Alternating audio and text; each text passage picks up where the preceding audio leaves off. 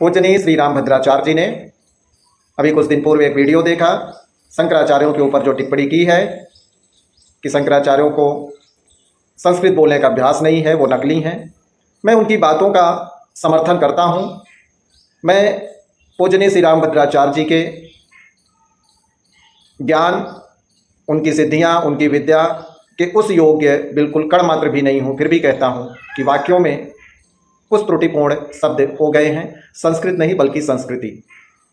हमारे देश में जब से मुगलों का आगमन हुआ तब से लेकर के आज तक बहुत सारी समस्याएं, बहुत सारी विडंबनाएं ऐसी आई कि जिससे हमारी संस्कृति को चोट पहुंचने की संभावना बहुत ही बढ़ गई और बार बार चोट पहुंची, बार बार हमारी संस्कृति विकृत हुई।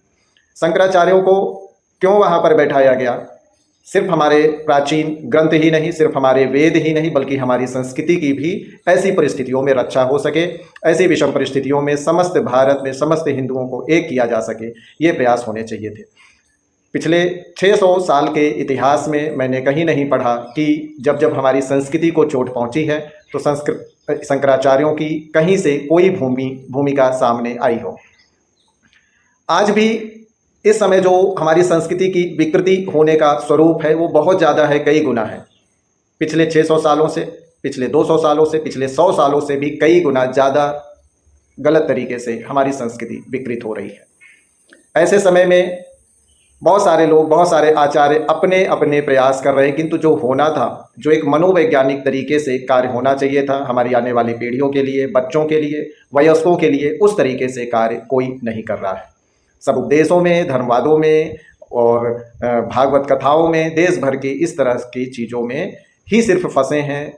उनमें भी जीवन जीना आवश्यक है, धर्म ग्रंथों के आधार पर भी उपदेश देना आवश्यक है, लेकिन जो इस समय संस्कृति की विडंबना है कि संस्कृति को कैसे बचाया जाए, बिगड़ते हुए बच्चों को कैसे बचाया जाए, कि जो संस्कृति है, जो हमारी आदि संस्कृति है, जो जीवन है, संस्कृत युक्त जो जीवन है, उसको छोड़ रहे हैं लोग, उसको भूल रहे हैं। होना ये चाहिए था कि किसी ना किसी माध्यम से, अगर शंकराचार्य आज के दौर में सोशल मीडिया का उपयोग करना सीख गए हैं तो निश्चित ही है कि आज के दौर में भी उसी सोशल मीडिया के द्वारा बच्चों से संबंधित कुछ अलग कार्यक्रम चलाए जाने चाहिए थे।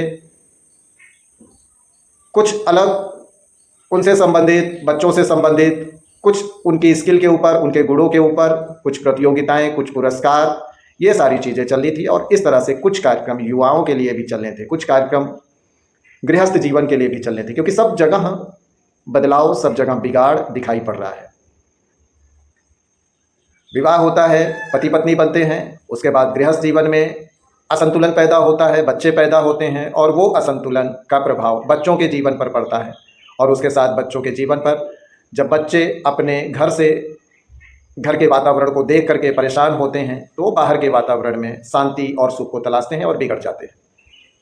इस तरह का कोई भी प्रयास संस्कृति को बचाने के लिए नहीं चल रहा है। इसका मतलब है कि सिर्फ जो है वो क्या बचा रहे हैं, अगर वो वेद को बचा रहे हैं तो वेद की बहुत सारी प्रतियां प्रिंट आउट हो गई हैं। अगर वेद नष्ट होगा तो उनके हाथ में भी नष्ट होगा, समस्त संसार में नष्ट होगा। और वेद बचेगा तो बहुत सारी प्रतियां बची हैं, अगर उनके हाथ में नष्ट होगा तो कहीं ना कहीं से जीवंत रहेगा। संस्कृति को कैसे बचाया जाए, इस बिगड़ते हुए माहौल को कैसे बचाया जाए, हिंदू धर्म के अस्तित्व पर जो प्रश्न चिन्ह लगा है उस प्रश्न चिन्ह को कैसे हटाया जाए। लोगों की आदतें धर्मानुरूप नहीं अब रह गई हैं, बहुत सारे लोगों की आदतें परिवर्तित हो रही हैं, तो उनके स्वभाव को, उनके आदतों को कैसे जो है संस्कृत सम्मत किया जाए, ये चिंता का विषय है। और ये चिंता, हम सामान्य लोग हैं। आज मैंने वीडियो बना लिया, कल कोई और वीडियो बनाएगा, जो भी बनाएगा उसको भले ही बहुत लाइक्स, बहुत ही शेयर उसको करने वाले लोग रहेंगे, किंतु सामान्य लोगों की वाणी को समझना, उनको फॉलो करना, ये समाज का कार्य नहीं है। समाज नहीं करता, समाज आपको फॉलो कर सकता है, क्योंकि आप ऐसी जगह पर बैठाए गए हैं कि आपको कुछ करना है। लेकिन अभी तक 600 सालों में यदि नहीं किया है तो ये एक ऐसा समय चल रहा है, विषम परिस्थिति का सबसे बुरा दौर चल रहा है। अगर इस 20-25 साल में संस्कृति को जो चोट पहुंचेगी वो बहुत भारी चोट पहुंचेगी, बहुत गंभीर चोट पहुंचेगी। उस चोट से हमारी संस्कृति कभी नहीं उभर पाएगी। फिर हम अपनी संस्कृति को सिर्फ इतिहास में देखेंगे।